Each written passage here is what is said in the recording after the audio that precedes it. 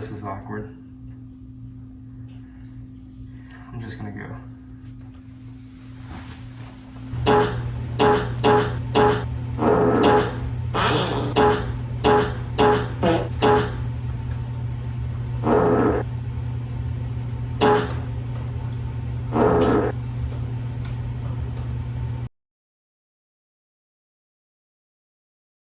Tonight on Unsolved Mysteries, in honor of Veterans Day, the compelling saga of America's last POW.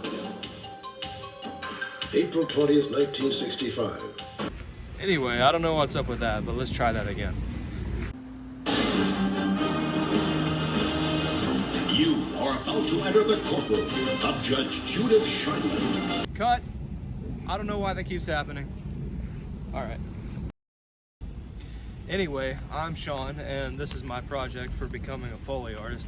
Now that you understand the importance of audio, let's get into it.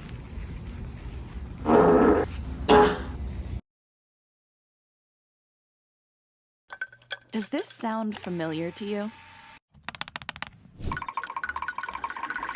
That's Mr. Krabs walking in SpongeBob. Can't you just pretend to listen for once in your life? And went on, so that, I think, is the first articulated sound that I'd ever made.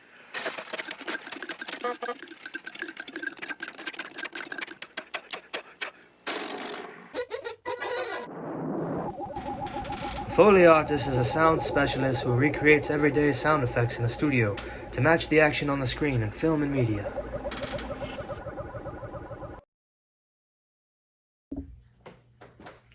Why are Foley artists important? Foley artists are the unsung heroes of film.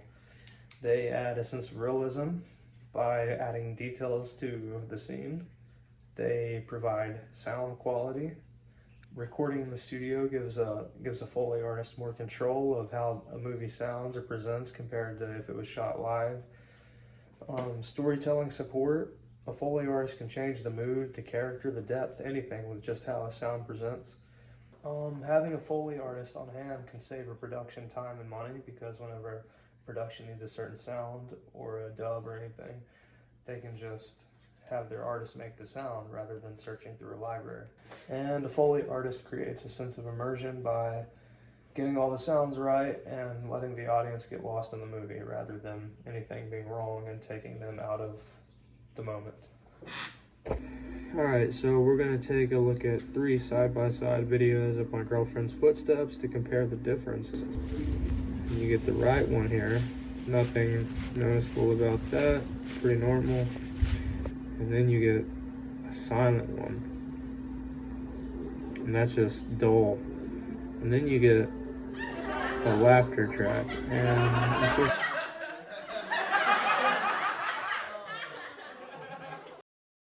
okay, the steps of my Foley process. Let me start by saying that this is the first project I've ever done in Foley, so I'm new to this. But I would say the most important thing is being observant to the sounds around us and knowing what to place in a scene and knowing how to fake that sound if you must. You should know what audio should sound like, but you should also have the creativity to create something that's, let's say it's for a cartoon, because cartoon worlds are very animated and you can do whatever you want in a cartoon. Yeah, just be observant to the sounds around you. For example, the water in my cat's bowl, the crickets in my reptile's tank, zippers bouncing on a backpack. The list is honestly endless. The noises your refrigerator makes. Step 2 in my process would be collecting or creating sounds that I find in the world, either naturally or artificially. Like these pine cones, some loose guitar strings, this interesting meditation bowl that my girlfriend is demonstrating.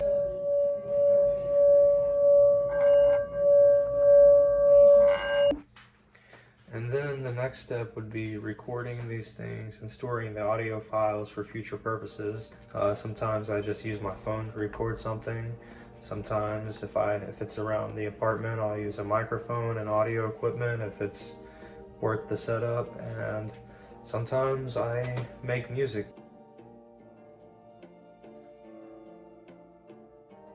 But that's probably irrelevant to this subject matter. I mean, I guess it could be used, but The final step is just adding the audio to footage and making sure it syncs up.